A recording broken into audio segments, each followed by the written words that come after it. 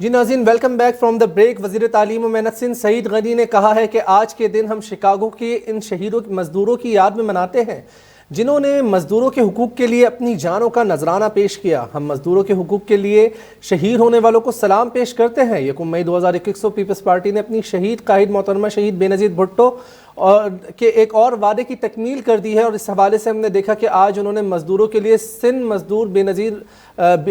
حکومت نے جو ہے وہ مزدور بے نظیر کارڈ کا اجرا اس حوالے سے آج کر دیا ہے، اور chairman peoples party Bilawal Bhutto Zardari نے جو ہے وہ غریب اور محنت کشوں میں جو ہے مزدوروں کارڈ کے حوالے سے باقاعدہ انہیں کارڈ جو ہے وہ تقسیم میں ان میں کیے ہیں۔ اس حوالے سے ان کا کہنا تھا کہ پیپلز پارٹی اس ملک کی واحد سیاسی جماعت ہے جس کا منشور ہی غریب اور محنت کشوں کے حقوق کا تحفظ کرنا ہے اور انہیں تمام حقوق جو ہے میسر کرنا ہے۔ یقیناً اس حوالے سے جو پیپلز پارٹی کے اقدامات ہیں، مزدور کارڈ کا اجرا ہے، وہ کافی اچھا ہے، اور ہم نے دیکھا تھا کہ شہید ذوالفقار علی بھٹو اور شہید محترمہ بے نظیر بھٹو کے دور میں ہی مزدوروں کو جو ہے وہ کافی زیادہ روزگار میسر آیا، انہیں جو ہے روٹی کپڑا اور مکان جیسے جو نعرہ تھا جو پیپلز پارٹی کا منشور ہے وہ اس کا حصول ممکن ہو سکا۔ اس حوالے سے تفصیلی گفتگو کریں گے۔ ہمارے ساتھ موجود ہیں شہریار شوکت صاحب، سینئر صحافی ہیں۔ جی السلام علیکم شہریار شوکت صاحب۔ وعلیکم السلام۔ جی خوش آمدید کہتے ہیں آپ کو پروگرام میں، آپ نے ہمیں وقت دیا۔ سر یہ بتائیے گا کہ بے نظیر مزدور کارڈ کا باقاعدہ طور پر اجرا کر دیا گیا سندھ حکومت کی جانب سے، کتنا احسن اقدام دیکھتے ہیں آپ اس کو حکومت سندھ کا؟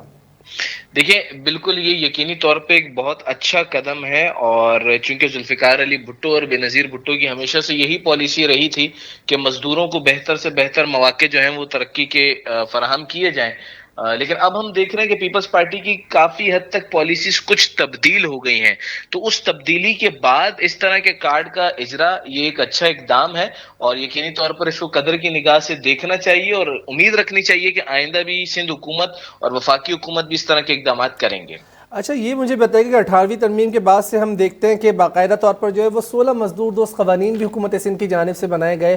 حکومت سندھ کس حد تک جو ہے مزدوروں کے لیے ان کی فلاح و بہبود کے لیے کام کر رہی ہے آپ کی نظر سے؟ بطور صحافی آپ کا بڑا گہرا زاویہ ہوتا ہے، تمام تر معاملات کو دیکھ رہے ہوتے ہیں۔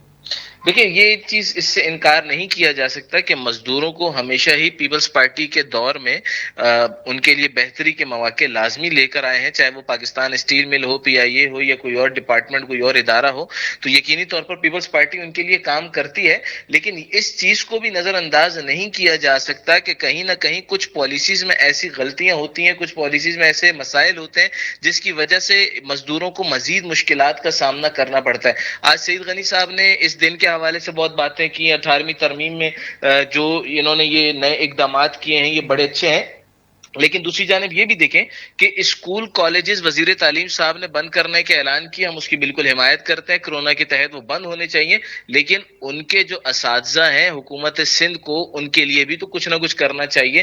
صرف مزدور کارڈ کے اجرا سے مکمل ذمہ داری پوری نہیں ہو جاتی۔ ہاں، بہت حد تک یہ ایک بہتر اقدام ہے، اس سے ہم اپریشیٹ بھی کرتے ہیں، لیکن دیگر جو عوامل ہیں اس کے اوپر بھی انہیں غور کرنا ہوگا۔ نہیں بالکل، اس حوالے سے جو اساتذہ کے حوالے سے جو آپ نے بات کی، ان کی مستقلی کے حوالے سے احتجاج وہ کرتے پائے گئے تھے، اس حوالے سے مذاکرات بھی ہوئے تھے اور باقاعدہ طور پر ان کو مستقل کرنے کے حوالے سے بھی اقدامات کیے جا رہے ہیں، لیکن ظاہری بات ہے کچھ نہ کچھ قانونی معاملات ہوتے ہیں جن کو مد نظر رکھتے ہوئے انہیں آگے بڑھنا ہوتا ہے۔ بہرحال مزدوروں کے حوالے سے ہمارے یہاں پر ایک مزدور کتنی خوشحال زندگی گزارتا ہے؟ بطور صحافی آپ کیا سمجھتے ہیں کتنا مطمئن ایک مزدور؟ کیونکہ آج کے دور میں جس طرح کی مہنگائی ہے، جس طرح کی صورتحال ہے، ایک عام آدمی کے لیے جو ہے، ایک متوسط طبقے کے فرد کے لیے جو ہے وہ زندگی گزارنا کافی زیادہ مشکل ہوتا ہے، تو ایک مزدور جو کہ بہت کم اجرت لیتا ہے ایک دن کی یا مہینے کی، تو وہ کیسے گزر بسر کرتا ہوگا کہ کرائے کے مکان میں ایک فیملی کے ساتھ 4 بچوں یا 5 بچوں کے ساتھ کیسے گزارا کرتا ہوگا؟ کیا کہیں گے؟ دیکھیں، مجھے ایک تاریخی پس منظر میں ایک واقعہ یاد آ گیا کہ حضرت ابوبکر صدیق سے جب ان کے وظیفے کی بات ہوئی تو انہوں نے کہا میرا وظیفہ اتنا ہونا چاہیے جتنا اس ریاست کے ایک مزدور کا ہے۔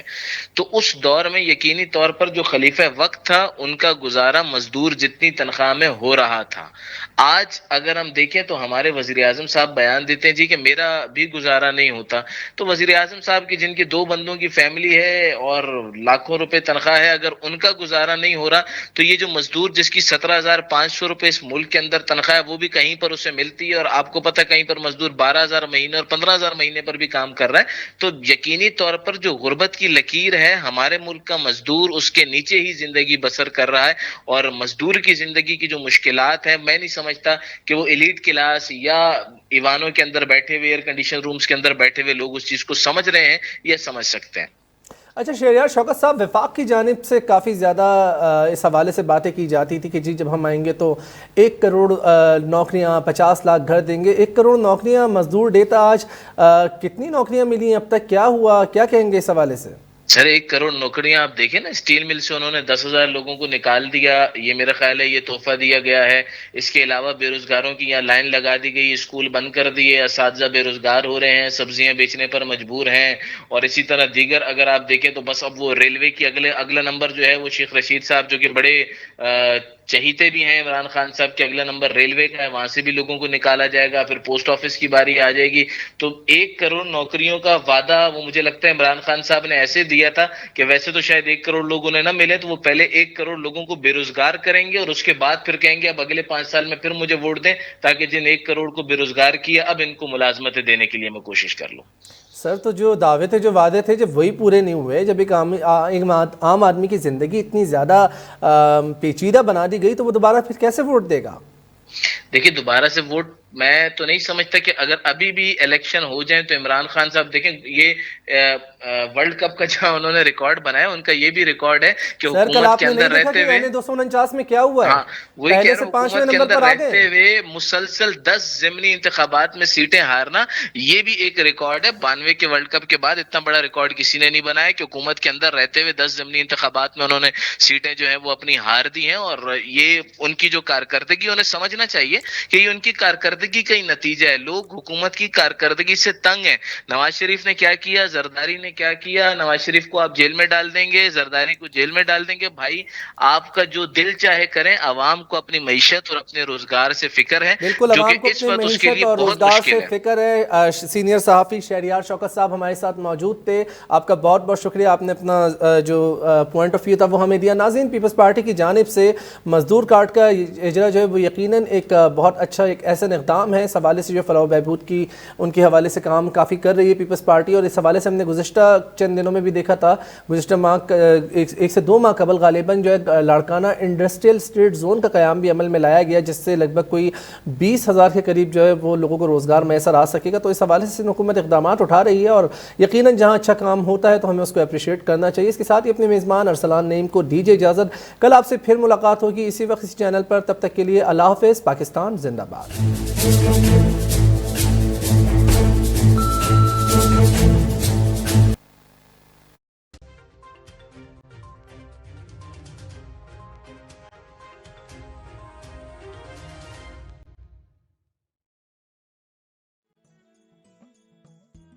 عوام کی حکومت، عوام کی خدمت، کسی سائیڈ ایفیکٹ اور سرجری کے بغیر جدید ترین سائبر نائف ریڈیو سرجری کے ذریعے کینسر کا مکمل علاج. سائبر نائف ٹیکنالوجی سے مریض کے علاج پر $60,000 تک کا خرچہ ہوتا ہے.